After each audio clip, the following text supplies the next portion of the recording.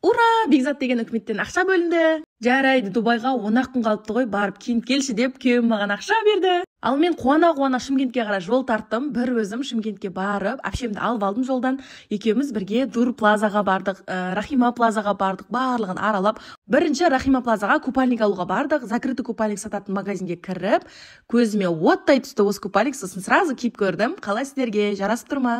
Сосын суретін күйеуіме жібердім, сөйтіп ол кісінің одобрениесін алып, сосын кейін барып сатып алдым сол купальникті. Мен қандай зат алсам да барлығын күйеуіме суретін жіберіп, сол кісінің одобрениесімен аламын. Сосын очки мен шляпа алуға келдік. Маған очки қатты ұнады, ақ очки, и осы шляпа ұнап тұр. И сосын тағы бір очки тағып көрдім. Біріншісі ма, екіншісі ма, қайсы очки жарасып тұр маған, қайсы әдемірек? Комментарийға жаза кетіңіздер. Сосын кейін абайка алуға келдім ғой. Мына абайкаға бірден көзім түсті. Аппақ, тастары богатый, әдемі киіп көрсем, бірақ сәл ұзындығын қысқарту керек екен. Бірақ маған өте қатты ұнады. Короче, кеше мен үшін удачный покупка болды.